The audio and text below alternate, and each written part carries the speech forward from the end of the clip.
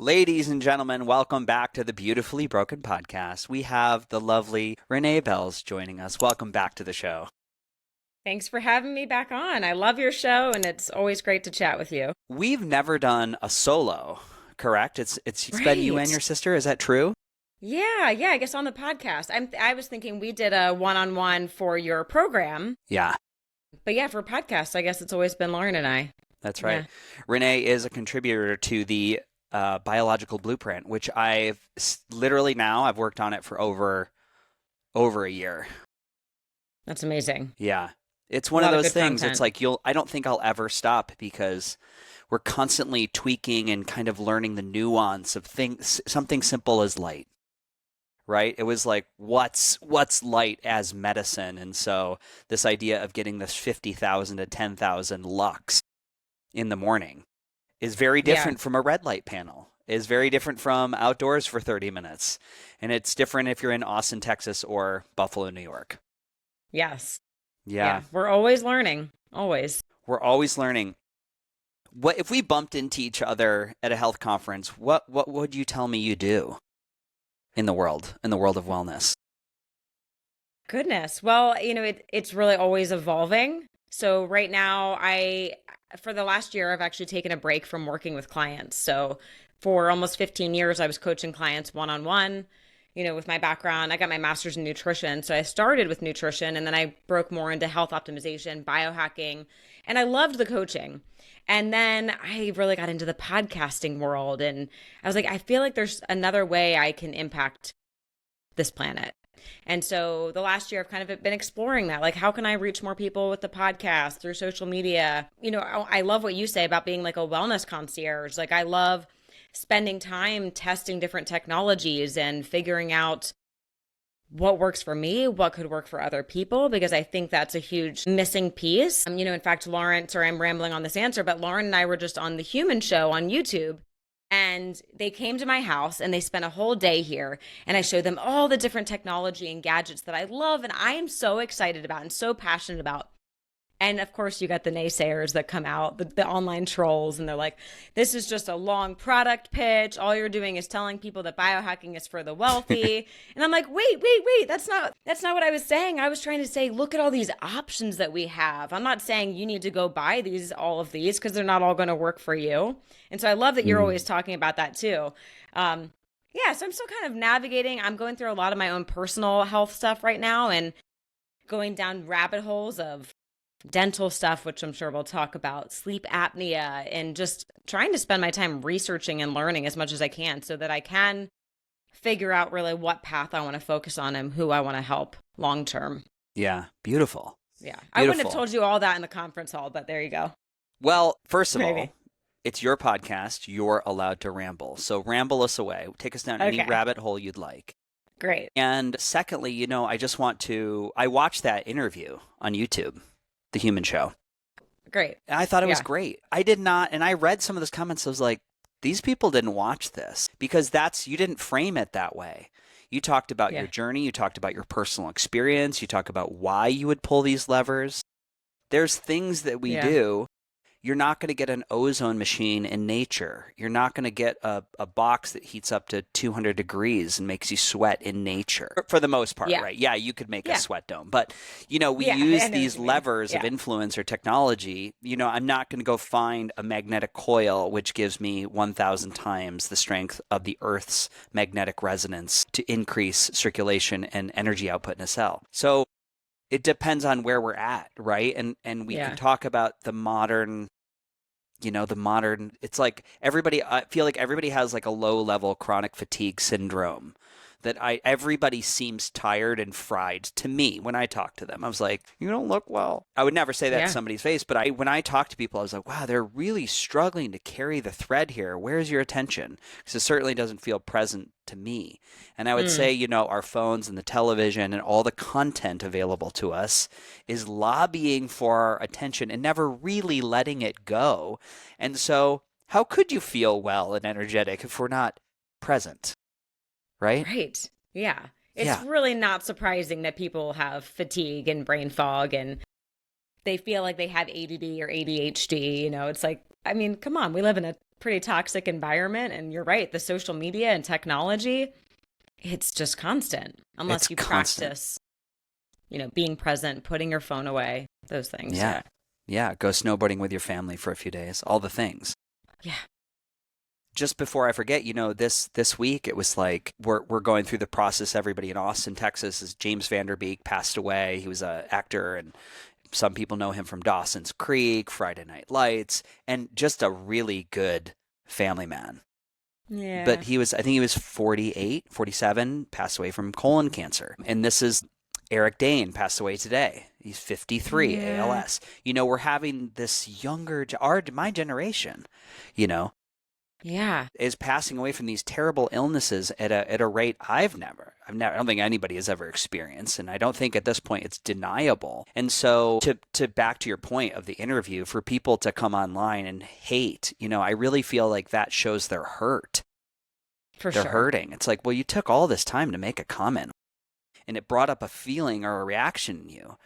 Do you feel like is it the inequality? Is it the lack of fairness? Do you think, what was your experience with being lied to in the past? Man, I know the stuff, everything. I know all the things that you do, or not all the things. That's why you're on the podcast, but most of them, and they're actually really solid in the way they complement foundational health and mitochondrial energy and circadian rhythm. Yeah. Yeah. Thank you for saying that. Yeah. Yeah. I know it's so hard when you read these comments, it's like I want to pick up the phone and call that person and be like, what's going on? Yeah. Like, yeah. Yeah. But, I had a brutal one last 2 weeks ago. I got a Neuronic helmet. Oh yeah, I used to have one of those. Neuronic, it's like a long wavelength. It's a red light helmet that's not red light. It's near infrared, and you put it on and it targets the microglial. And every comment was like, "This is bullshit. That can't be real. This doesn't reach the brain." I'm like, dude, I'll be honest. I'm like, I feel tingly when I wear it. I go to sleep better. It improves my sleep scores. I'm a problem down regulator at night, and this fixes that for me every time. I'm not, Amazing. But people were like, "Oh, Yeah. you were paid to do that." I was like, I wasn't paid to do this. I did an unboxing for the company. Yeah, it was it was brutal, the comments. And one guy, I was like, I posted the PubMed studies and I posted their white papers, and I was like, dude, I'll be honest with you, this is a pretty nasty comment, but I've been through metastatic cancer, and here's my experience with this tech. I was like, and also, like, if you think it's so terrible and you think it's such a scam, why do they offer you a 90-day money-back guarantee on their product? Like, what do you have to hate about? He's like, and he wrote me, he goes, thank you for saying that. He's like, I'm sorry I was a little harsh there. I was like, wow, to your point, for it's like, for saying that, yeah. Well, we want to do it with everybody, but, do you want to spend your life arguing in the comment section? Yeah, you can lose a lot of your life doing that, so it's not worth it. Yeah. Yeah, I think, well, and there's a lot of people that are getting paid to unbox things and promote things. And so people are skeptical of that. But I think for you and I've been sent products and been asked to post about it. And if I try it and I don't like it, I don't believe in the science, whatever, I just send it back. Yeah. I just send it back, even though it could be $1,000 free device. And I'm like, I don't believe in it. I'm sending it back. We have to have you and your sister on like soon. And we need to talk about this space of health fluence.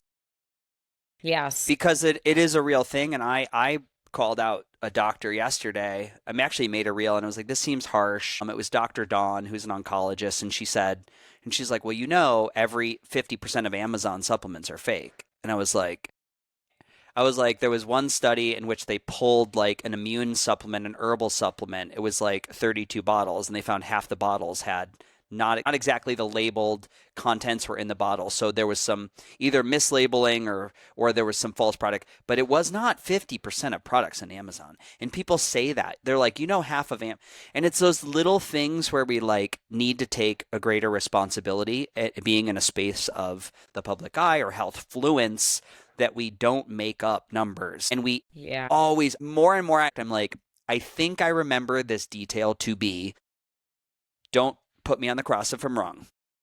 Because there's so much stuff in my head. I know, as you know, it's like, how much data can you remember?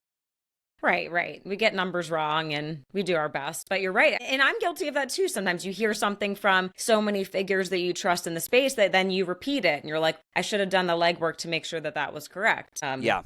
But yeah, it's an issue. And maybe we can talk about, if we get to this, like the Pronuvo scan and full body MRI. I think that's like the next thing that's kind of blowing up. And I had a really interesting experience with that. So I'm going to do a video. I'm going to share a video very soon about that. Well, let's go there now. Yeah. That feels hot. Okay. I'm curious, what do you think about the full body MRI as like a early detection screening?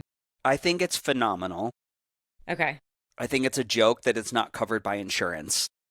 Yeah. Because if we were really invested in changing the landscape of cancer, we would provide that no radiation, no damage scan for free is part of your health insurance program.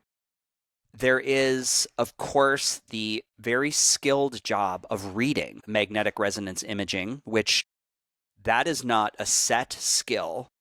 You have wild different interpretation on what is good and what is bad in a scan. And you have to also think about what is the on-ramp for the person that is sitting there and they're like, hey, we found this mass in your left clavicle, or we found this. And how do you deal with that emotional landmine, right? In a good way. So you're like, lots of pieces of that puzzle need to be engineered and operated for if it were to scale.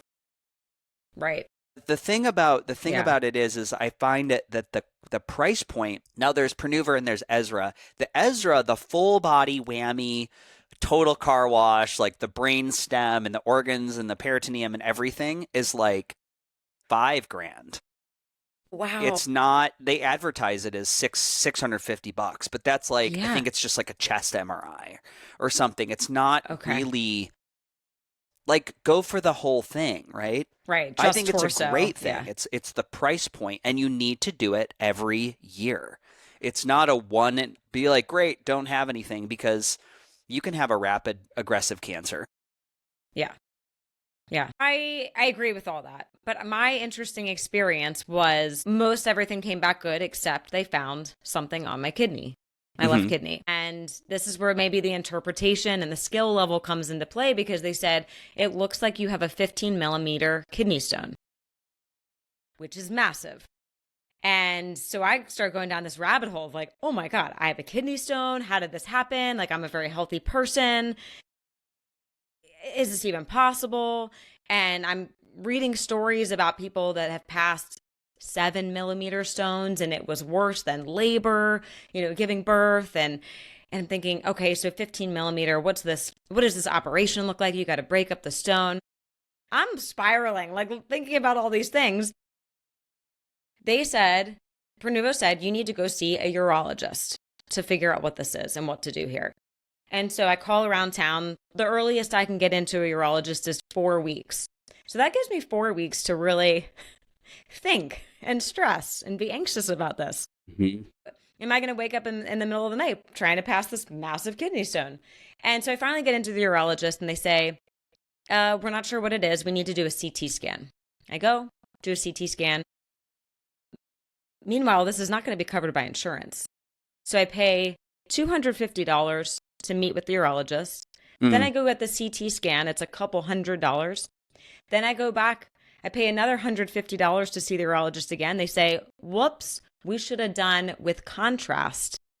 You got to go back, do another one with and without contrast. Another $800. Sorry, that was $800. Then I go back to the urologist again. Another $150 for them to say, we don't know what this is. It could be a hemorrhagic cyst. It could be a kidney stone. It could be some kind of abnormal growth that you've had since birth. You need to now go to a nephrologist. And that's kind of where I am right now. I'm like, I need a little break because I spent the $2,200 on a Pronuvo scan thinking, okay, this is worth the money. Now I just dropped another $2,000 in cash. Still no answers. My kidney markers look great on my blood tests. I have no signs or symptoms of kidney issues. So the question is, like, where do you draw the line on potentially false positives, things that are in the body that you've just had your whole life? And I have a friend that's going through the exact same thing with a lung issue. She did Prenuvo around the same time as me, and she's gone down a very similar rabbit hole of, is it just something that's totally fine? So I'm not saying people shouldn't do the Prenuvo. I think it's great because you're right. In the cancer space, early detection, I mean, we're missing the game. So if insurance could cover that, so it's not such a big out-of-pocket cost. Yeah. And then I think my message to people is be ready to have more money to potentially have to investigate more. Yeah. You know? So here we are. Just an interesting perspective. Because on Instagram, you just hear all the upsides. Oh, I got a great scan. Or, oh my God, they caught lung cancer at stage 1. It saved my life. All amazing stories. Worth it. But there's another side to think about. Yeah. Yeah, it's an imperfect field. I hear people argue it all the time. Do you know Dr. Mike? Do you follow Dr. Mike online? What's his last name? Not Belkowski, not Red Light Report. Mike. No. He's like big. He's like Oprah big. Dr. Mike. Too. Yeah, just Dr. Mike Varshavsky. No, I don't know that name. He's like very conservative. Anyways, he like kind of like how Charlie Kirk would bring people into like conversation, like arguing that conservative liberal side. He does it with like, he'll like put like Dr. Amen on the spot and be like, I want you to know, like, and make some really good points. He's like, here's what's misleading about your business model, about the SPECT scan. As a medical ER doctor, here's what's out of integrity.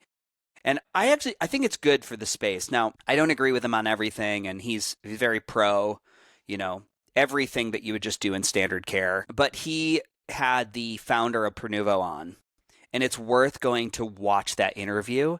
And he grills him on the money that they spent to pay for Kim Kardashian and, all the people that are in media to go get scans. Millions and millions of dollars. I don't know that it was millions. It's a lot. The budget to say, look what I'm doing. It's great. You need it. And I'm like, you know what? Why don't we hold supplement companies and technology companies to the same bar that we would want like a pharmaceutical company to be held to? Right. Now that kind of budget is wild. It's a big budget. I should go find that number. I bet I can find that pretty quick. It was a big budget. And it was kind of one of those moments you're like, wow, that's a really great point. It's a really great point. That. And I understand making noise and getting it out there. It's kind of like Catch Bio, which is I think you use Catch Bio. Yeah.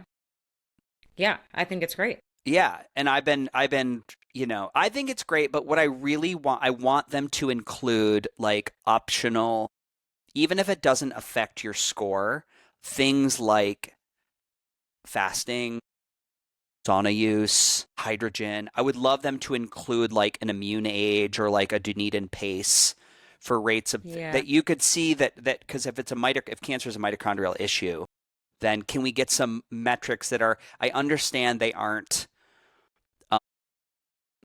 it's not as validated as every other like metric or yardstick we have for health that's used in Western medicine. However, I really believe in some of these things. Like, if we could just say deburdening mercury or glyphosate from the terrain is valuable. Like a 40%, 40 to 60% reduction in all-cause mortality from 4 saunas a week.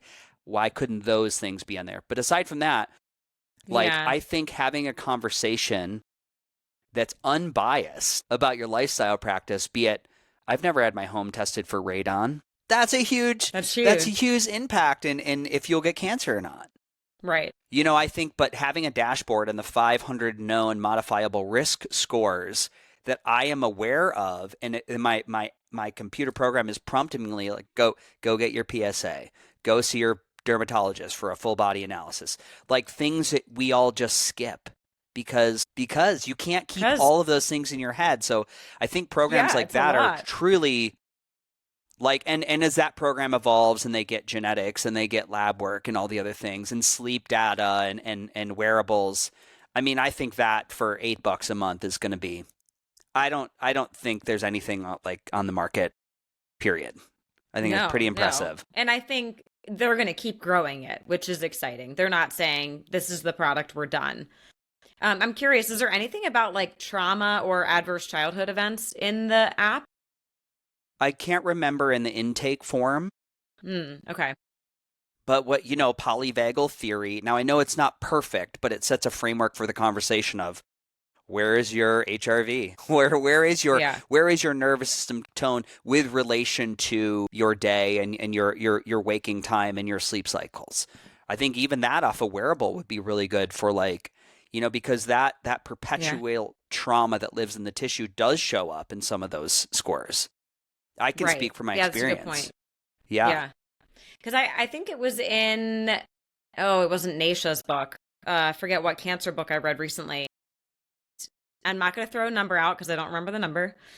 But the percentage of cancer patients they found that had lost a parent before the age of 18 was mind-blowing. And so it's just that, again, I mean, that's kind of the adverse childhood events, right? That would be a score if you lost a parent before the age of 18. But the connection there with cancer. Mm-hmm. Yeah. So there's a lot, but yeah. Yep. Interesting stuff. So I know. Yeah. Yeah. It's wild. It really is, again, back to this world of like health fluence. I really just to back to the Pernuvo and your experience, like it's important for you to share your experience. Like that is authentic and not bad, not throwing it under the bus and being like, look, it found something. And now what do I do with this information? Right. Yeah. It's maybe easy for me to say, oh, I wish I had saved my money and not done it. But I could also very easily be the person that says, thank God I spent the money because it saved my life. That's right. Yeah, I think, it's more information for people to think about. Yeah. Are there, because you've coached for so long, you've been in the space for so long, are there a top 5 yardsticks of health that you like to understand about a person, like diagnostic testing? Or top 10 or whatever? Is there anything that like pops out? You're like, I want to see this. I want to see this. I want to see this. I want to see this. That's a good question. I mean, always just a basic blood panel is so great. I mean, I just want to see that on everyone. Even just A1C and fasting insulin, I think can really shine a light on even like quote unquote healthy people. It's amazing. They can come in with no symptoms, say, hey, I'm just being proactive in my health, but their fasting insulin's elevated, their A1C's elevated. I think so. Maybe we'll just say glucose markers, blood sugar, maybe put a CGM on. I'm huge on HRV. I think the conversation is growing, but it needs to grow faster because it's the easiest thing, right? You don't need blood to test this. It's not saliva or urine or stool. It's the easiest biomarker, and it can tell you so much about what is happening in your body based off of what did you do differently that impacted your sleep or your diet or your exercise, and how is that showing up in your HRV? And then sleep tracking. I know it's not 100% accurate, with an Oura Ring or a BioStrap, but I think it can glean a lot of insight. I am the sleep queen, so I think if you're not sleeping well, you're going to really struggle with everything else. It's going to be harder to get your butt to the gym. It's going to be harder to go buy those fresh veggies at the farmer's market and come home and cook it. Like, I just think sleep is so foundational for people. Me too. Yeah. Me too. And I think with the wearables, because we know they're not 100% accurate, the trends are really where the magic is. So seeing, Amen. So not, was it really 10 minutes of deep sleep? Oh, I don't really know. But did you get 2 hours of deep sleep yesterday? Okay, something happened. Yeah. Is there a trend? Is there a trend? Yeah. Yeah. So we had HRV, we had sleep, we had CBC, we had, what else? You said anything with glucose. So I think A1C, fasting insulin, and then if you're up for doing a CGM, I think Lauren calls it like the lifestyle tracker, to have a CGM on. Mm-hmm. And then something that is kind of, I think, getting worked out is being able to test cortisol more often. So Ellie Health, now we can check salivary cortisol at any point at home. I think that's a good option. I think we still need to grow that app and like, what do we do with this information, right? We don't want to just give more data to people when they don't know what to do with it. But I think they are really close to really perfecting that of, okay, this is what that means. Because a lot of people, going back to the health fluence, they're saying online, everyone has high cortisol. Take this ashwagandha, rhodiola, L-theanine, phosphatidylserine supplement. It's like, hold up. People would be shocked at how many people have low cortisol or flatlined cortisol or cortisol dysregulation, right? Low in the morning, high in the middle of the night. And so I think the Dutch test is great for looking at this, right? We can look at the cortisol awakening response. Amazing test. It's a couple $100, so not everyone's willing to do that. But I think the LE Health could be a cool thing because it's just a little salivary stick. You just check it on your phone and it's instantaneous. How do you spell that? You can see. ELI. LE Health. LE Health. Have you had them on the show? Not yet. Because we're really, like I said, we're working through, Lauren and I have been testing it. They're bringing a testosterone and progesterone test on the market any day now. So we want to test that. And then we will do a podcast at some point this year with them. Amazing. Yeah. Amazing. So the whole world of cortisol, I think, is really important. I like a genetic test, and that's not one you need to run all the time. It's like a one-off. Yeah. And I know there's a bunch of different services out there. Is there a genetic test that you've enjoyed the report and data from? I still go back to DNA Company and Self Decode. I think they're great. It's a lot of information. So I think if you are not in the space, work with a coach that's familiar with those tests that can help you navigate. Or if you're ready to like go down the rabbit hole, you can watch videos, you can read. I mean, it's just endless information. I think genetics are great just to give you, we say genetics are like 8 to 12%, that's an argued number all the time, but just to get the idea, like for me, eye-opening was that I have the Alzheimer's gene. Which one? Which SNPs do you have? So I'm ApoE3. Me too. Okay. So many of us are. Mm-hmm. So many of us are. But it's cool how much we know about that gene now and what we can do to help with that. Mm-hmm. And I'd rather know that at a younger age, right? So, but I mean, there's a lot of great genes that that can be really helpful for people. Because I think it just kind of helps narrow the focus, right? Instead of trying to do all the things, it's like, well, is that really what your genetics are asking for? If you can do all the things, great. But if you're really busy and you're trying to just say, what do I really need to do? I think genetics can streamline that for people. Yeah, I do think it's a good awareness profile, especially for the Alzheimer's. There's certain cancers that you can have a genetic propensity for, so a risk profile. Yeah.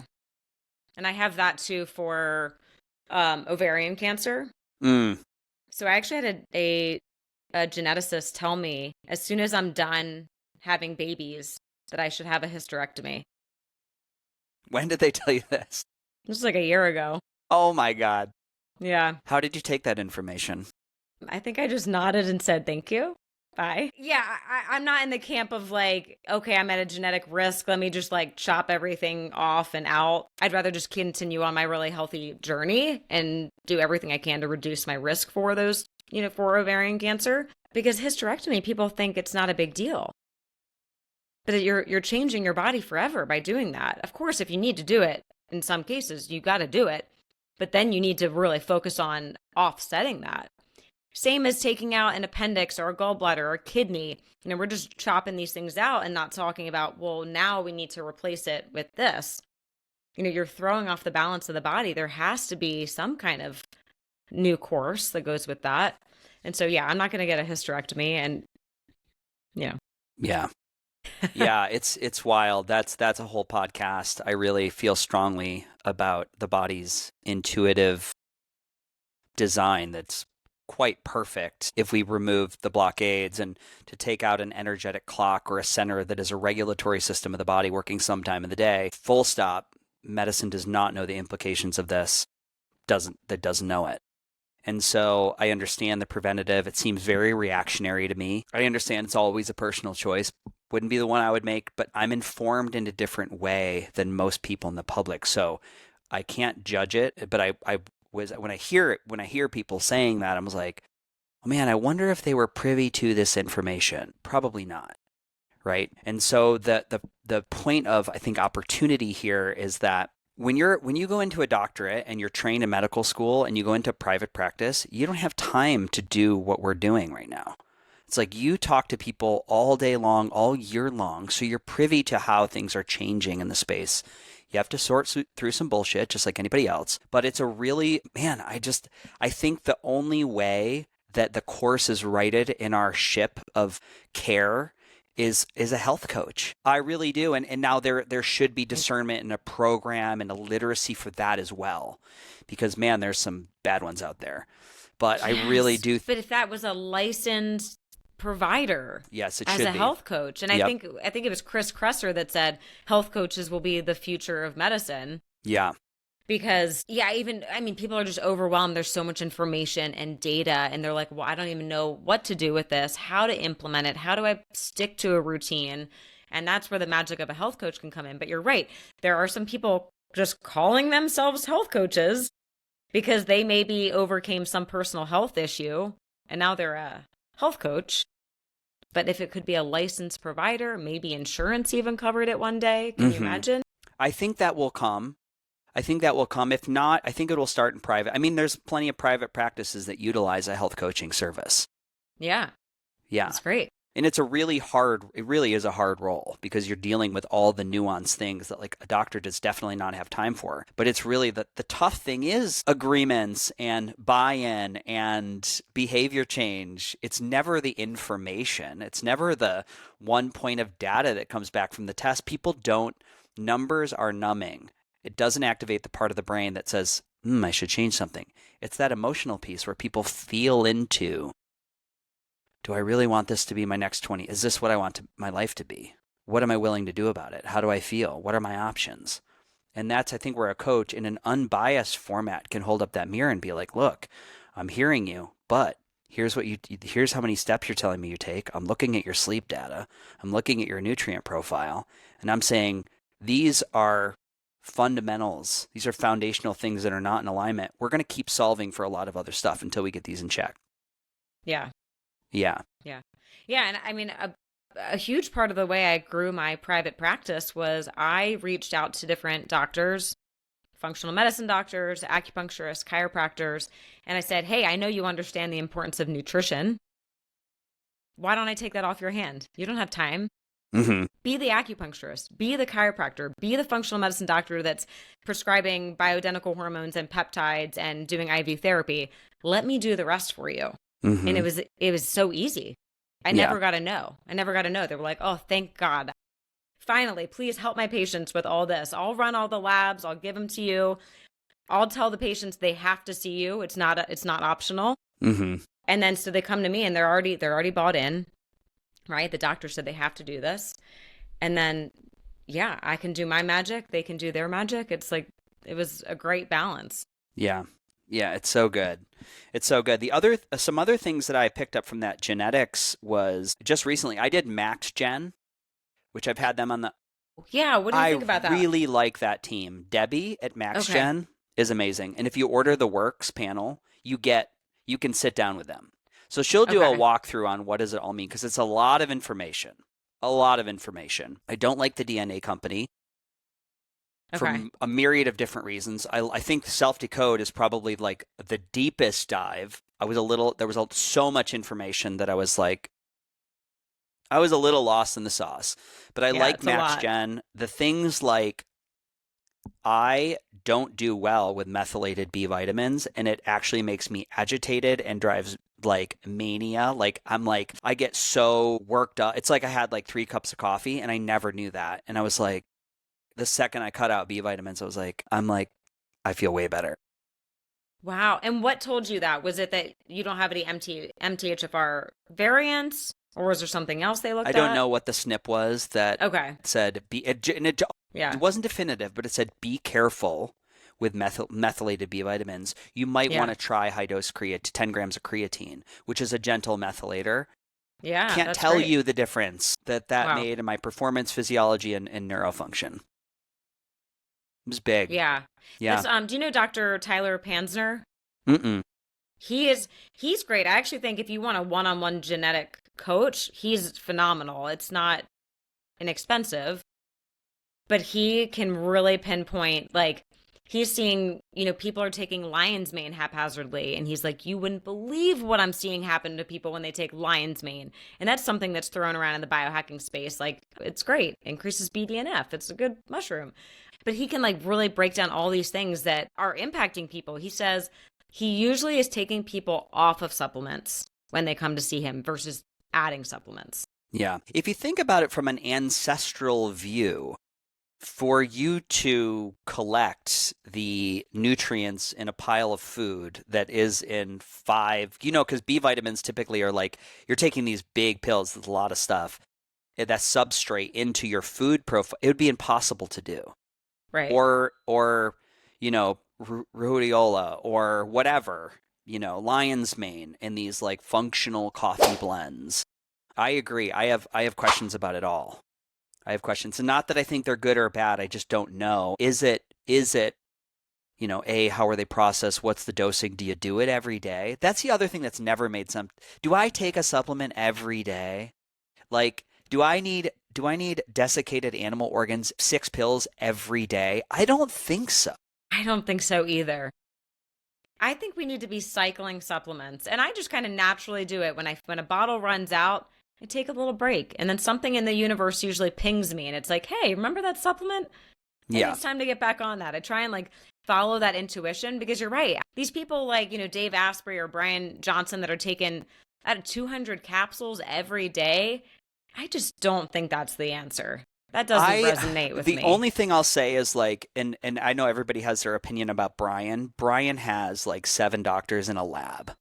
So they are monitoring his response rates to everything. So I think for me, he's a little different and he's a little less opportunistic. Like, I understand Brian's a great marketer and he has his program and everything, but he's measuring the data on himself. And now he's started this new thing, which everybody was up in arms about. You can do Brian's program. You can apply for $1 million a year.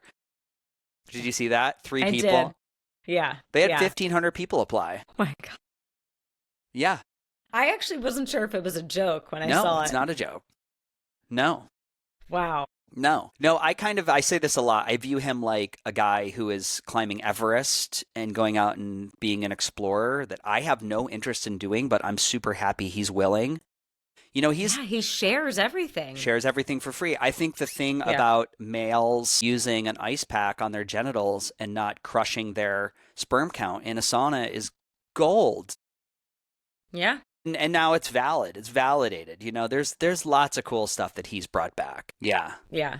Yeah, it's but how do you have, again, it's like when people hear these things in a podcast and it sounds so good and real and they're like, I'll do this. And how do you have discernment that it's good or bad for you? Because, again, I go back to this list of like the CBC and the HRV, and we said, morning cortisol and glucose and Dutch health test. Where do we go off the rails as a consumer, and our ability to make sense of all this data? Where does it get dangerous? Do you know what I mean? I'm always asking that question. I'm like, what should, as a consumer, let's pretend I have no health training at all. And I'm not a licensed healthcare practitioner, and none of this podcast is health advice. Where does it go off the rails, and what should I, Freddie, be responsible for? I think people make the mistake of adding too many things in at one time. Like, I think less is more. Like, remember that. Less is more. So if you don't know what you're doing with supplements, I'd rather someone just not take any supplements than like randomly buy supplements off of TikTok because someone said it helped with their anxiety or whatever. That's right. I think also when you see advertising on social media, Facebook ad, TikTok, whatever, and it appeals to you, oh my gosh, she has low iron and it fixed her low iron. That resonates with me. Rather than putting it in your cart and buying it immediately, take a picture, maybe keep a notebook, write it down so it's in the back of your mind. Like, okay, there was that one thing for that or that. But I'm seeing people are just buying things and then they have 100 different supplements at home. They don't know what they do. They don't know how they interact. They definitely don't know how they interact with their genetics, their gut microbiome, their hormones, their personal health goals. So again, it's like, I'd rather people just not have any supplements, not have any gadgets, just do the free nature, because you're not going to harm yourself with the free nature biohacks. Mm-hmm. And then if you do want to add things in, like one at a time, one gadget, test it for at least 30 days. Track your HRV, track your sleep data, track your resting heart rate. How does that impact you for 30 days? But people are adding too many things in, and we're seeing this in peptides too. People are like, I'll just take these 10 peptides. I'm like, you can't take them together. Hold up. Let's try one and see how you interact. Because it's wasting your money, obviously, but I think it's wasting your time, because then people are hopping around to different things and they're like, nothing works. I'm like, because you didn't give anything a real chance to work. Yeah. There were a couple chapters of the blueprint which were really challenging for me to put together, because I was like, how do I teach this? How do I teach this for people going through a course when I have got all these like bio individualities and different ways of processing? And if you look at big data, like big data's if we could pull like the major deficiencies through the US population, it was sunlight and vitamin D exposure. It was whole food as a nutrient-dense palate. It's people missing things like sleep and stress, lack of movement. People aren't breathing. But the deficiencies were magnesium, vitamin D plus K2, omega-3s, B vitamins, which we've already taught. That's a hot topic. It was choline, iodine, and selenium, zinc, and potassium and electrolyte balance. Those are pretty simple.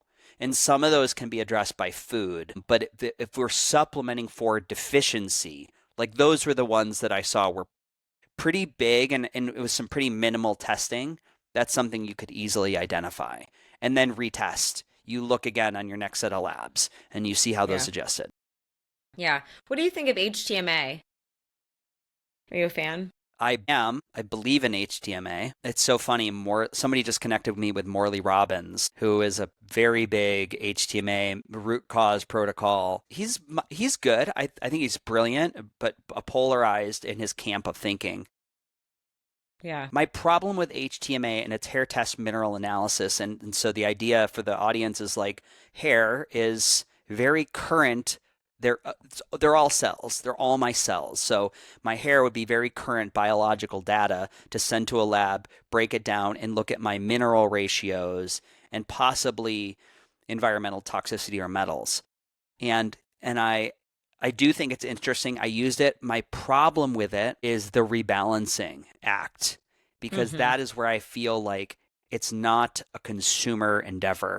To rebalance your minerals is really hard. I think you can do a lot of harm. And so I just have a lot of questions for it. The other thing is like from a compliance thing, and I've done it a couple times where it's like it's literally like you need these 10 bottles. You're going to take these 4 in the morning, this 2. And I'm like, is this a forever protocol? Is it really this? To me, I want it to not be that hard. Yeah. But I believe in it. And now I tell you what, I had my mom on Barton's upgrade. What's upgrade formulas? Upgraded formulas. Upgraded formulas for years, and she rebalanced, and all her stuff came into really good ranges. But she worked with a coach probably for 3 years and consistently, and got herself to a really good place, I think you got to be consistent. If Yes. you're going to go down the HTMA rabbit hole, it's got to be like every 6 months. You're doing another hair test. You're working with a coach, and you're in it for the long haul. It's not like a one and done. That's right. Yeah. That's right. Paul Saldino had posted a picture of total plasma replacement. He had went to Spain, and everybody's holding up these bags of plasma in which they pull your blood out, filter your blood just like an oil change, and they're removing, I think it's 3 liters of plasma. And he's like, look, and the caption was, look, I've removed 25 years of toxins from my butt. And I looked at that post. I was like, but we don't store all our toxins in our blood. Right. We put them in. We would die. We would die. The body's so smart. It's like, it puts it in the fat. It puts it in intracellular. It's in the bones. Lead goes to the bones. Like it's a lifelong endeavor. We don't detoxify in a 4-week juice cleanse. Doesn't happen. It's really like a brushing your teeth thing. You do a little bit every day. Yeah. You do a little bit every day, like the sweating and breath and good sleep and lymphatic drainage are things that complement that pathway from things that move from. I have a great triangle in the blueprint where it's like, from the cell to the fat to the organs out through the organs of elimination. That's a pathway of a toxin to leave the body, but it's not just through. I'm not saying TPN isn't TPN is total paternal nutrition. What is it? Total TPE? plasma, TPE, total plasma exchange. Yeah, yeah. I love that. I think that is like a brilliant therapy. But in the US, it's ten to $12,000 for one treatment. You don't need one. Right. Right. Yeah. There's another one. Do you know the Lumati? Have you heard of Lumati? It's a like 5-in-1. It's vibration plate, ozone, red light, vagus nerve stimulator, and breath work. Mm-hmm. But they also have, it's something very similar to TPE. I'm blanking on the name. I can pull it from their website. I think the website's just Lumati, but yeah, it's not cheap. But they're seeing miraculous things happen with, I mean, especially cancer patients Yes. with this. So Yeah. yeah. Yeah. And so we've got all those signaling molecules within that plasma and all that, those old, I would like to say, like the old biological material in which your immune system has won the war against, and kind of removing all that noise. And then if you put in new plasma from a donor, yeah, you've kind of got like a little bit of a system control alt delete, like a reboot, like a defrag almost, like on a computer. Yeah. Yeah. That's a cool analogy. Yeah. Yeah. Yeah, and I do see miraculous things. It's interesting. He did, I think, pretty sure he did medical tourism. I think he went to Spain. Okay. I'm trying to find a clinic right now for a person to go to, and I'm helping build their road forward. And it's really interesting. All the navigating. What does that look like to go to Turkey or Spain or try to you're find like some... looking at a different place. Yeah. Yeah, because this one now I got hemo detox. That's the name of it. But it's in Tijuana. Yeah. Total plasma exchange, they offer it at We Are Blood in Austin as a medical treatment. But you have to have, it's whatever, it's sepsis. Okay, they offer it in the hospital. It's a thing. I had a friend who died of a systemic infection. He went septic. The kid I went to college with, what did he have? He had HIV. And he did a marathon, and he picked up some weird bug. I think he was a dog walker, my friend Lawrence, and it just started to progress, and his organ failure and everything. This is like 2015, 2016, and I went down to visit him. He was not awake in a hospital, and the doctors were really excited because they're like, we've got this filter from Spain. We're going to filter his blood. We're going to try to get the infection out. And they had ran him through a couple cycles. It did not take because he was too far gone. Too far gone, yeah. Yeah. But that was like one of my first experiences hearing about it, and I didn't. It was like that long ago. It was a long time ago. But it was like Latin. It was like Latin. But there's some good research on it. I started a research. It was like they were doing it on farm animals. They were doing it on like pigs that had really bad infections, and they were seeing good results. It was wild. Crazy. Had not heard Renee, that. we have not talked about teeth yet and dental health. My pearly whites. Amazing teeth. You mentioned the rabbit hole of dental stuff. Can you tell us a little bit about like your last year and like, because you come from dental royalty, first of all. I'm very fortunate in that. Yeah, with my dad being a biological dentist since 1985, OG, and my mom, a holistic dental hygienist. So yeah, I grew up with that. Yeah, first off, I have to say, all of my dental work happened because I had a really bad accident when I was 16. Because I've discovered over the years, as I talk about my dental journey, people are like, man, you have a lot of dental problems for, having a dad as a dentist. I had perfect teeth growing up. I never had a cavity, straight teeth, never had braces, didn't grow up on fluoride. I mean, my dad cut fluoride out of our toothpaste in the late 80s. Mm-hmm. And so, and we didn't have fluoride in our water. So I was proof that like you don't need fluoride, and never had cavities. And then when I was 16, I had a little bit of a problem with alcohol at the time, and I got really drunk and I fell off a second-story balcony face first. And that changed my dental story forever. Changed your life forever. Changed my life forever. Because here we are 23 years later, I'm still dealing with dental stuff. Yeah. So there's some emotions around the trauma of that. But so anyways, that day I broke my jaw in 3 places. I broke most of the teeth back here. 2, I broke so bad that at the time, any typical dentist or traditional dentist would have said, we'll just do 2 root canals. My dad already knew about the dangers of root canals back then. He had already stopped doing them in his practice. And so he said the only option is we have to extract what's left.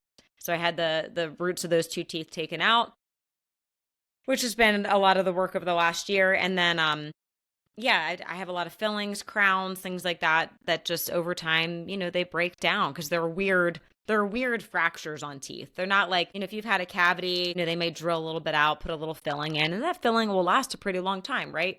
But I have weird fractures because of the way I fell on my face. And then so I had my jaw wired shut for a couple months, and that pulled all my teeth. So then I had to get braces, and then I had 2 titanium dental implants put in. And this was in 2005. 2005 in the United States, that was your only option for dental implants was titanium. I think at the time, Germany, maybe parts of Europe were offering zirconia ceramic implants, but it was still pretty new. You couldn't get them in the US, and I really wanted to replace my teeth, so I got them. And then over time, I would say about 10 to 15 years later, then we got zirconia implants in the United States. We started to hear about the dangers of having titanium in your mouth, also in your body. I haven't done a lot of research on what's happening with titanium in like your, knee replacements, hip replacements.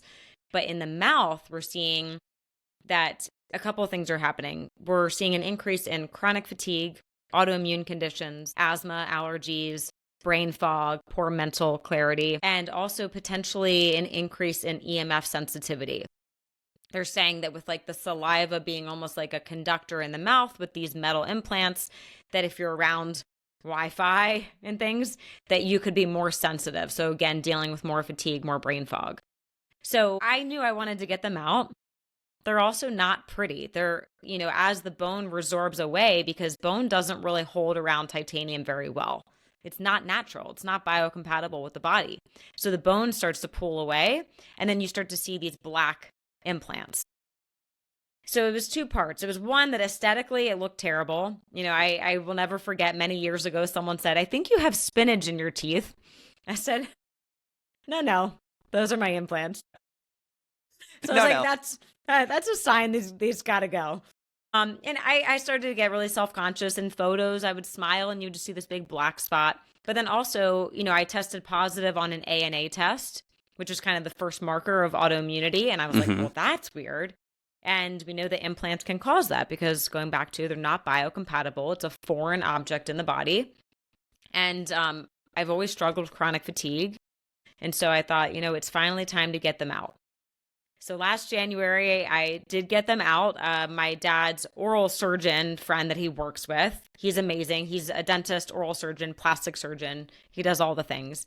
So I went to him and I had them out, which was not a fun procedure because they're literally drilling these metal implants out of the bone.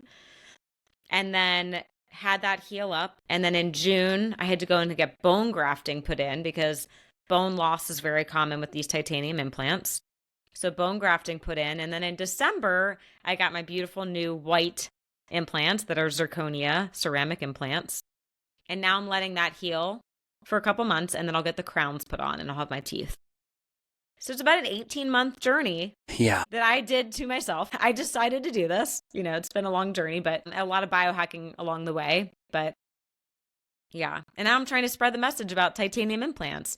I think root canals, mercury fillings. I feel like most people know mercury amalgam fillings are not good in the mouth.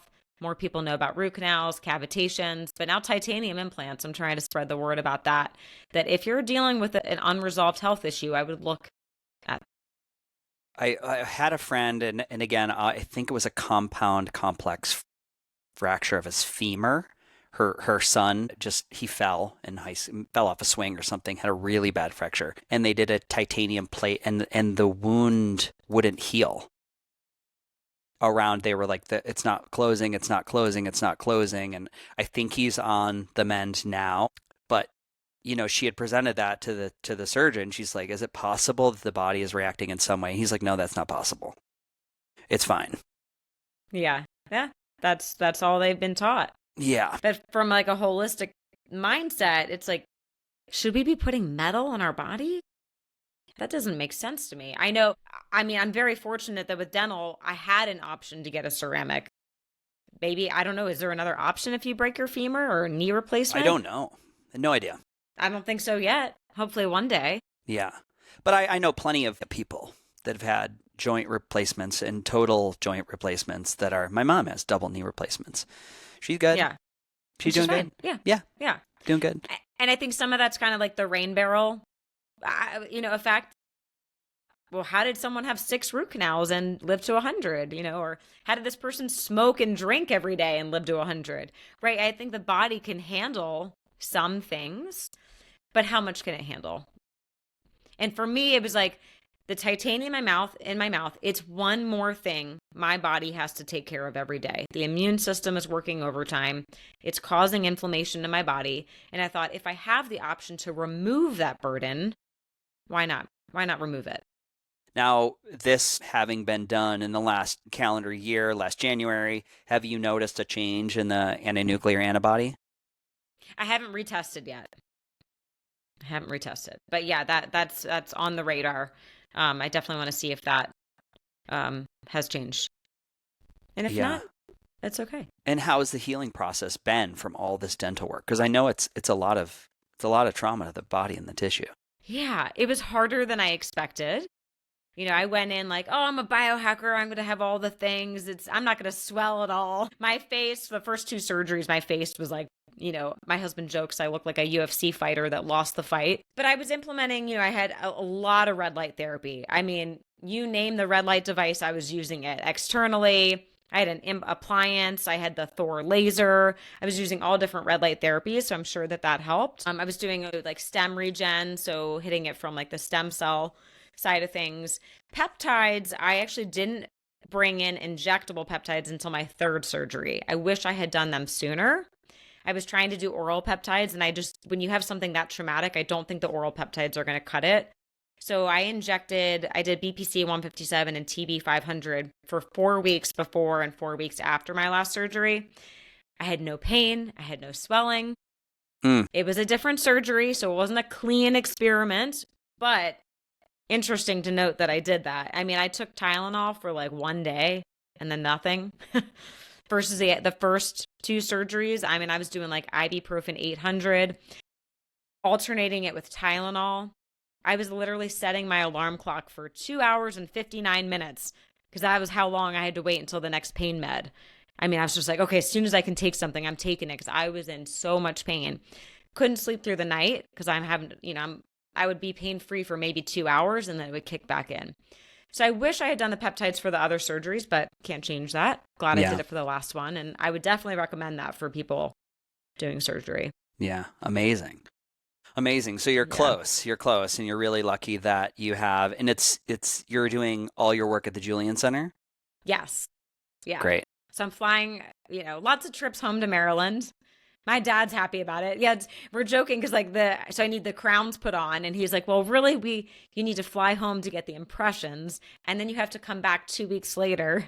He's like, "Darn, sorry, you had to come home." So it's worth it. A little cross country flight, go see family, get some dental work. Yeah. And my parents' house is the dream biohacker home, so it's always fun to be there and do that. Yeah, they have everything. Your dad got a Bimini. Yes. You got a Bimini. Is he using? Yeah. Do you know if he's using it? I got to have your dad on again. We were supposed to have. He said he had a death in the family, and we were going to do an interview today. Today? Yeah, we were scheduled for today. He said one of his best friends passed away, and he had to do gosh! I guess I need to call him. Yeah, give your dad a call. Yeah. Oh gosh. Okay. Yeah, it'd be good to have like a 2-part series to hear from him. Yeah. I will say with the Bimini, when I was there for my last surgery, he used it every night that I was there for 2 weeks. So yeah, it's pretty wild. I say that it was definitely a catalyst. And it's never one thing, but it was a catalyst in which I just wasn't. It was so inconsistent. It had been for a long time a very inconsistent sleep, and now I use it 4 times a week now. But every single night I'm basically like a 99 or 100 as far as like my quality of sleep latency, deep sleep. I post that almost every day in my stories. I see it. It's been wild. And now it's funny, I've always hated cardio. But one thing that I kept seeing on all these HRV training programs is doing like some type of like sprinting or, Tabata sprints, like 15 seconds on, 45-second chill for 10 rounds, 3 times a week, zone 2 cardio. That has totally made a difference in my sleep, as well as I usually wear it. It's called the Relaxor. I think that's what Conscious Breathing Institute. It's just like a necklace that I can set the restriction on, and I breathe 10 breaths before I go to bed, and I breathe 10 breaths in the morning, and I do 10 at lunch every day. What's your respiratory rate? Do you know your respiratory rate on your? It's about 50. Wait, no. Respiratory? It's got to be lower than that. Because you use no. right? Respiratory rate. No. Yeah, 12.4. Oh, that's amazing. Yeah. Okay. Has that changed since you started doing all of that? Has it always been between good? 12 and 15, but it's really sitting at 12 point something. That's incredible. Okay. Because that's something I'm really resting heart rate is around 50, 51. Okay, that sounds better. At night, for my nighttime average is around 50, 51. Yeah. Yeah, but respiratory rate is another rabbit hole I'm down at the moment, trying to figure out. I have a very high respiratory rate, and is it connected to nervous system, sleep apnea? Like, there's just a lot that I don't think enough people are talking about. Yeah. What's your respiratory rate? It's like 18 to 20. It's very high. And some people say, it's not a problem. And other people are like, if it's not below 15, you have nervous system stress. Yeah. So, I'm doing a lot of different hacks for that, trying to figure out what really moves the needle. Yeah. I think the more I'm in the space and the longer I'm in the space, this conversation around what is your relationship with your nervous system. It's never, we don't just flatline it. It's not just perfectly chill. But the more that we have like this understanding of where I'm sitting, what does that feel like? Am I calm? Is there an underlying anxiety where I don't feel safe? What am I doing to create safety? But that hypervigilance, do you know what I mean? That we see in our space of like the hypervigilance around health. I'm like, I could just, again, you talk about clearing supplements, and it's just like, I talk about clearing. You guys are just you're working too hard. It's a human being, not a human doing. And you can't just do health. It's like, we want, ideally this stuff falls to the background so we can have this great big life. Right. Yeah. As a biohacker, I don't want to just biohack all of my hours for the rest of my life, right? I want to like biohack so that I can be healthier to live my life. Like for me, I love traveling with my husband. Like that's why I want to feel endless energy and mental clarity so I can travel the world with my husband. Not so I can sit at home and check off how many biohacks did I do today, right? Yeah. Like your biohacking shouldn't be a to-do list. When you have time or you're stressed and you need the boost, it's there for you. But if you go a whole day and you don't use a device, it's okay. Oh, yeah. Yeah. Okay. I mean, ideally, yeah, I went. Now, to be fair, I got on a plane. I went snowboarding with my family for 2 days. And It was really interesting to just, I didn't bring an amp coil. I didn't bring a Flowpresso. Yeah. Now, I did bring because I was snowboarding, I brought do you know the Avicen? No. What's that? Avicen is it's a device you put your hand in. It's a warm plate, and it does a vacuum seal around your wrist. Yes, my dad has one. It's an old device. It's from the 80s, but it tricks the brain into thinking the body's overheating. So in that warm hand, we get all this like great boost in circulation. And I'm very sensitive to stuff. I can feel it like opening up the circulation down my thighs. And, I would say that, pelvic floor and like hip tension is a really good indicator that your nervous system is holding. Like it's like really tight down there. So that impacts my respiratory rate. But Avicen is great. Anyways, anytime I'm doing something sports performance and I can have that, it's big. So you put that in your suitcase? I keep it in my carry-on because it's not a checkable. I wouldn't check. I broke it one time. I dropped it. It was in a backpack, and buddy grabbed my backpack, and it flew out of the backpack, and it hit like the concrete, and it was like cracked it. So I had to get all these replacement parts. So I just keep it in my travel pack. It's not. Yeah. It's not 6. I don't think it's 6 pounds. Okay. It's bulky. Yeah, that's but not it that fits light. in a big old backpack. Yeah, it goes in my carry-on. But I brought that, and I brought a little red light wrap. And honestly, I put that on my belly at night. And for Which one do you use? It's from LightPath LED. I don't Oh, even think okay, they okay. sell it anymore. I don't know. They might have it on there, but it's like less than like 12 ounces and it Yeah. folds. Yeah, yeah. And I'd put it on my knees at night after snowboarding. I put it on my belly to downregulate. I really, those are, I'm like, what fits in the suitcase and is travelable that doesn't take up space, or I'm going to sit and unwind at the end of the night anyway. So that's where I kind of justify the Avocent. Yeah. And it works for you. It's Yeah, great. and it works. It's great. It's a great device. I love it. I need to have them on. It's so funny. It's such Yeah. an old. It looks like it needs an overhaul or a design upgrade. But I really, I have talked to at least 25 people that say pain, which was always the thing for me, going through Lyme and autoimmunity and all the thing. I had like this latent. My body was like not happy with my tissues in some regard, and I'd say that's pretty much 100% resolved. Wow. That's incredible. And I don't need to use it every day, but Yeah. if I'm going to sit down on the couch, I'm going to pop the Avocent, my hand on an Avocent, and watch TV. Yeah. Nice. Yeah. You know what I mean? It's like, where does Yeah. it fit in? Yeah. Is there anything you're really loving right now in your life that's kind of new that you're checking out, you're like stoked about? I'm testing a lot of things right now. The Now Watch is pretty new. Do you know about the Now Watch? No. It's kind of measuring your stress throughout the day. And the idea is that it'll just vibrate when it senses, increased heart rate, drop in HRV.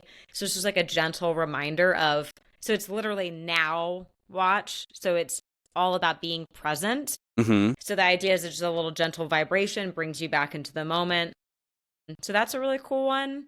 I just got this new thing in the mail. It's a, blanking on the name, neuroscience, Sapphire Neuroscience. It's for women that deal with any menstrual issues, PMS, PCOS, endometriosis, but it's a wearable on your head. So I'm going to test that for 3 months. I don't have a lot of menstrual issues, so I'm not the best guinea pig, but again, I don't want to recommend something or talk about something until I've tried it. Yeah. Because also I like to see how like the app interfaces. Is it easy for people to figure out and use? But for women, I'm like, that could be a really cool thing because it's like a medication-free solution for pain, PMS, mood swings especially. So cool. I'll send you the link for that so you can put it in the show notes if people want to check it out. Yeah. But, I've been really excited about this one. It's been really interesting. It's a supplement called Integrative Neurotherapeutics. My buddy Skylar, he's a military vet and he's a biofeedback expert. He's in his master program now, and all he does is map brains and scan brains and does biofeedback to optimize, nervous system functionality and the brain's communication with all the things.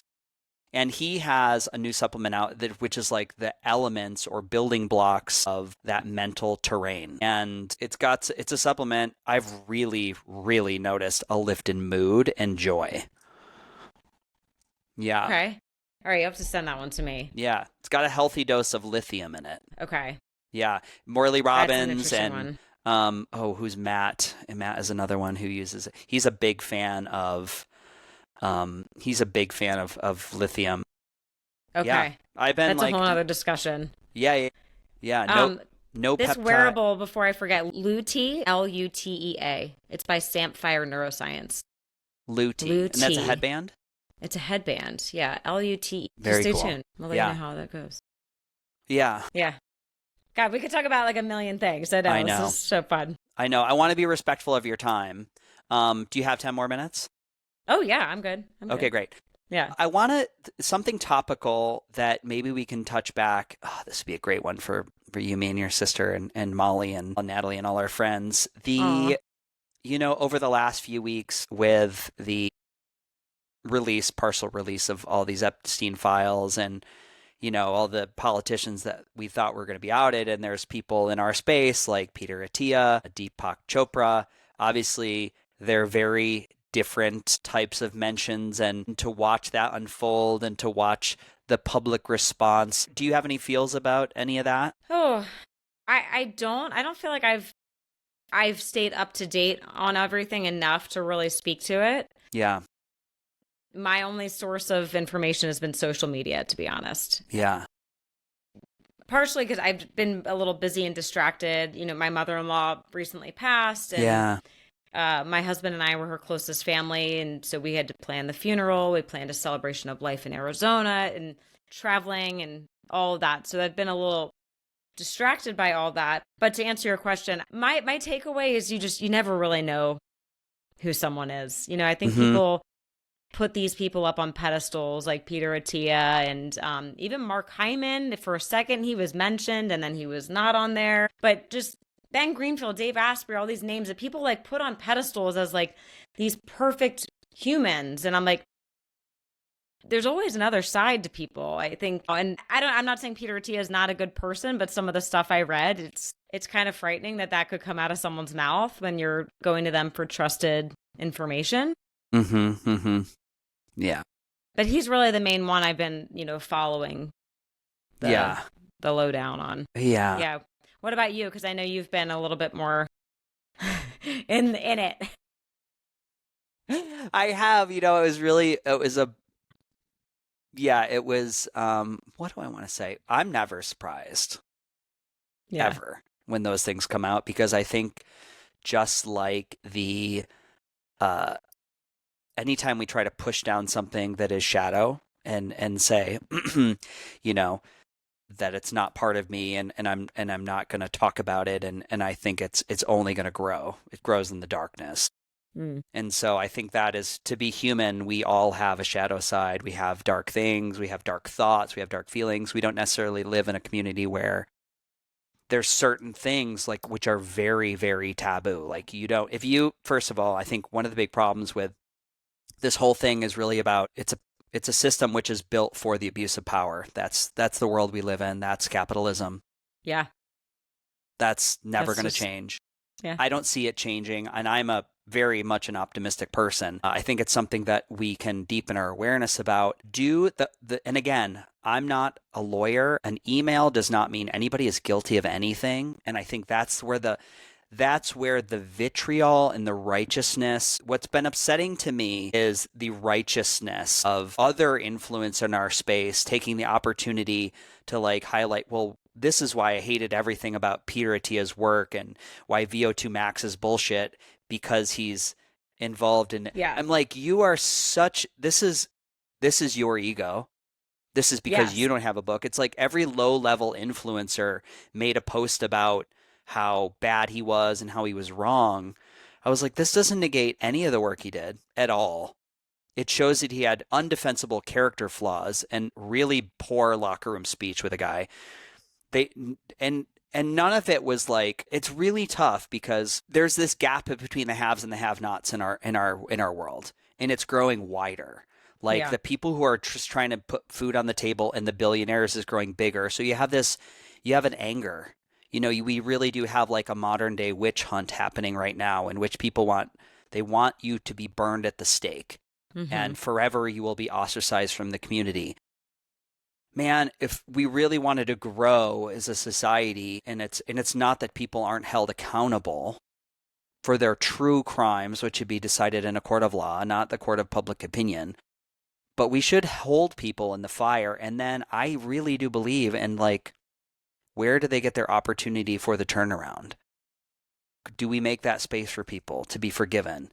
Do we make space for people to be like, hey, I'm having impure thoughts about a child? Because right now, if you were to tell a doctor or a therapist, they're required to report you to the authorities. Right. You go to jail. Right. That, for me, that way we handle that it's only going to breed more divergence. Yeah.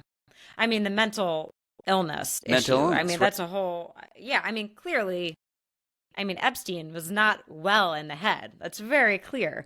But like my question, with like Peter Attia, he was still involved with Epstein after we already knew a lot about what Epstein was doing. That's right. So my question, and I don't know if he's answered this, it's like, you were obviously aware of that. Did you consider breaking ties? Was there a financial commitment and some kind of commitment that kept you in there? 100% there was. Just a lot of questions. Yeah. Yeah, 100% and there even was.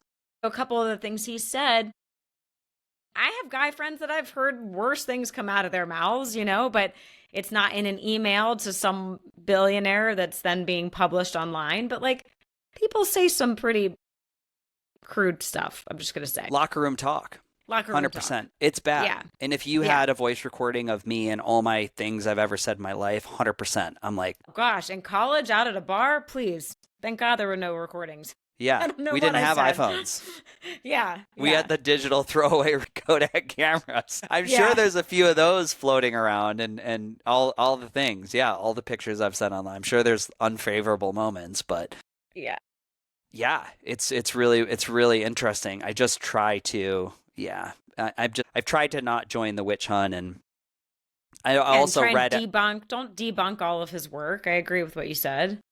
Like, doesn't mean that he was wrong and his book sucks. I think it's telling, though. Yeah, I think it's telling if you're using the opportunity of him being involved in those files to debunk his work, for me that screams your ego.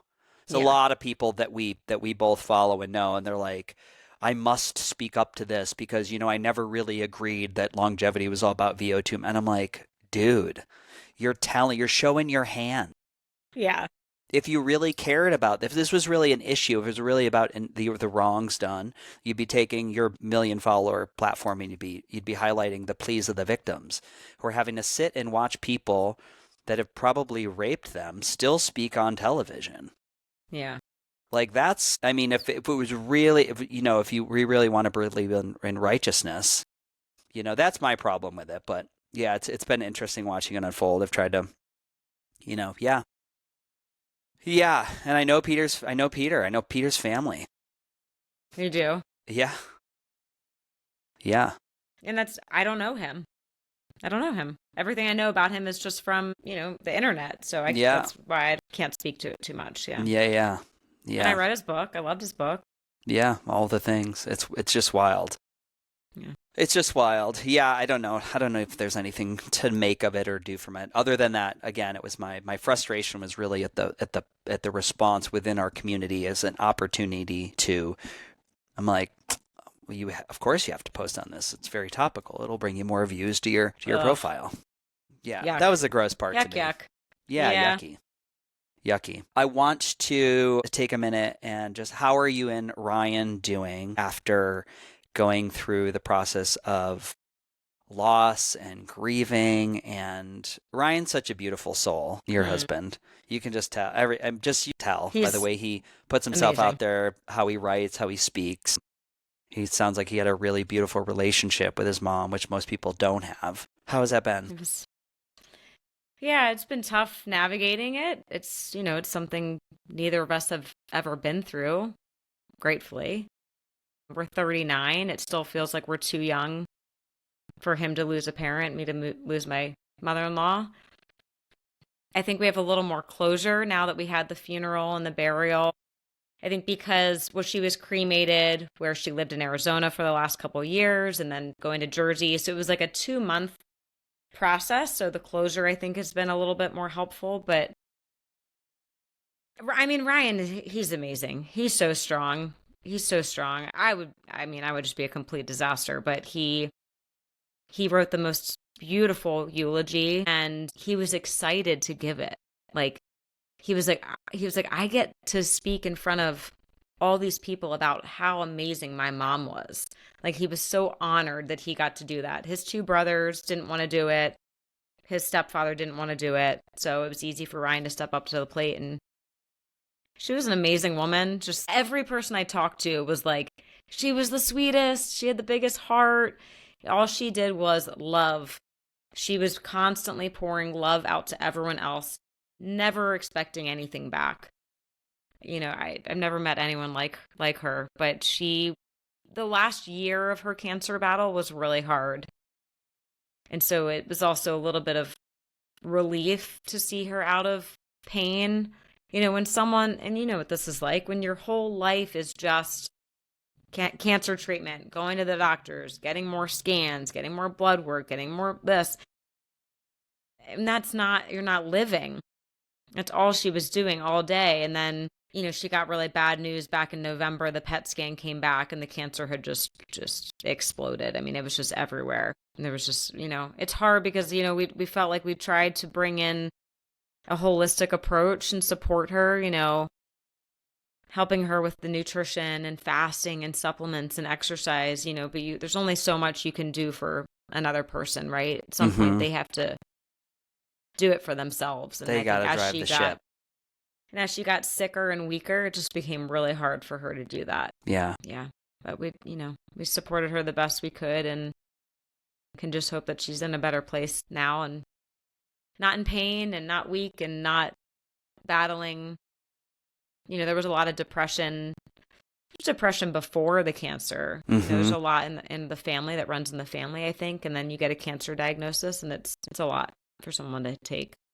But I'm grateful that she moved to Arizona 4 or 5 years ago because being in Vegas, I got to see her a lot more versus she was in New Jersey. So grateful for the time we had together. And it's funny, now that she's passed, I look around the house and I see how many gifts she gave us over the years of things that hang on our walls. And I'm like, she was just like, she wanted us to just think about her. So there's like constant little reminders everywhere. I'm like so grateful for that. Yeah, it's very beautiful. sweet. She was always so thoughtful. Yeah.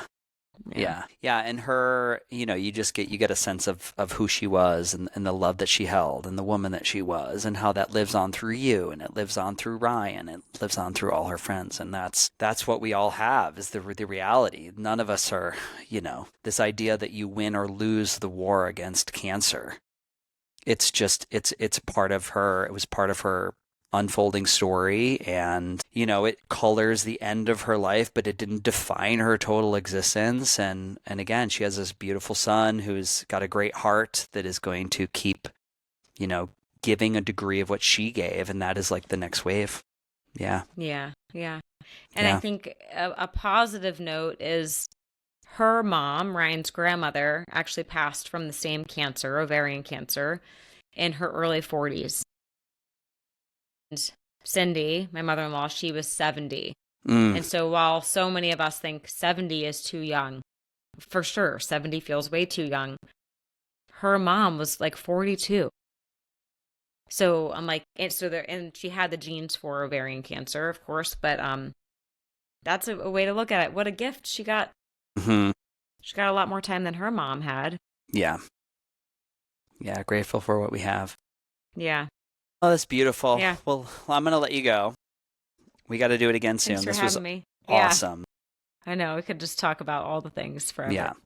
Yeah. It's always helpful for me to, I know we time moves so fast and you go a long time without checking in, but the work that you and your sister are doing and your dad and your mom and your family, it's just, you guys are so inspiring to me, and everybody has such a good heart. So if you guys are out there, where can people listen to you? Where can they find the Julian Center? Yeah, so Biohacker Babes podcast every Monday. We do 50 episodes a year. It's been almost 7 years. Talk about time flying.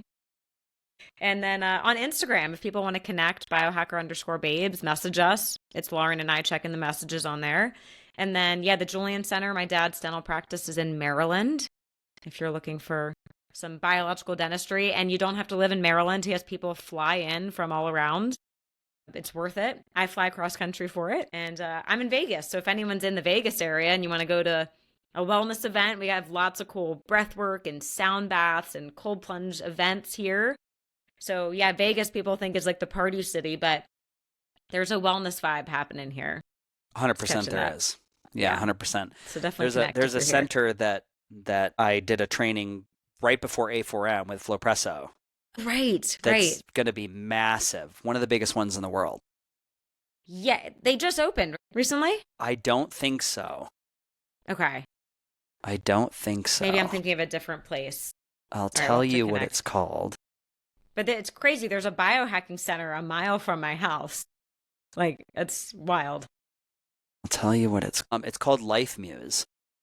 Oh, okay. Yeah, that's not the one I was thinking about. Okay. Life Muse. I don't think there's anything up for it yet. Okay. Oh, no. Yeah, it's just a page holder. They're in beta for a year. Wow. They're Okay. actually doing a year-long like testing protocols and how people will come into town and do different procedures and stem cells and exosomes and all these things. So Cool. they're doing it right. Yeah.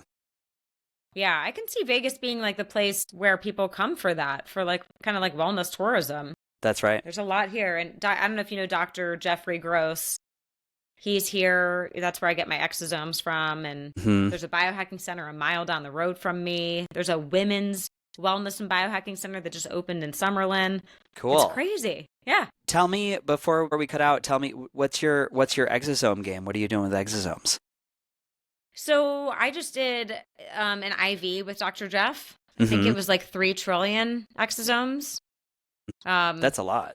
It's a lot. It's a lot. Yeah. Yeah. The first time I did an exosome IV, it was a couple billion. I didn't feel anything. Yeah. Not that you're always going to feel it. Same. But then I did like 3 trillion, and man, I felt so good for like the couple weeks after that. Slept even deeper than normal. My energy was amazing. I could barely touch coffee because I was like, I have too much energy. I was like, oh. And then, it wears off. He says you could do it every 3 to 6 months, but yeah, I don't have quite that amount of money. But, what is something like that cost? That's a high dose. Yeah, it was, I think I paid $2,500. Oh, that's cheap. For that. Yeah. He does a lot of conferences and events. And so I did it like a week after an event. So he gave me the show special. So yeah, I'm sure. Hopefully it's okay. I'm sharing pricing on here. I'm sure he could give you a friends and family show special. Yeah, because I think it's normally like $5,000. So I think it's like a half price when you do a show special. But yeah, it was awesome. You know what? Part of me is like, I should have skipped Pronuvo and done another exosome IV. 100%. And from my understanding, it's a signaling molecule without a cell wall or out any DNA. There's RNA in an exosome, correct? I think so. Yeah.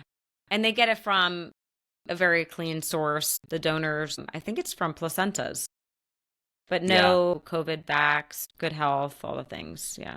Cool. Yeah. But cool. It's cool because it goes to, whatever part of your body needs. Your body's very intelligent in that way. Yeah. So. Amazing. All right, my friend. Well, thanks for having me on. Oh my goodness. Anytime you want to come on. I really appreciate you. Same. I know. You got to come back on our show. It's probably been too long at this point. So yeah, whenever you're ready. Okay. Big love. Bye. All right. Mwah.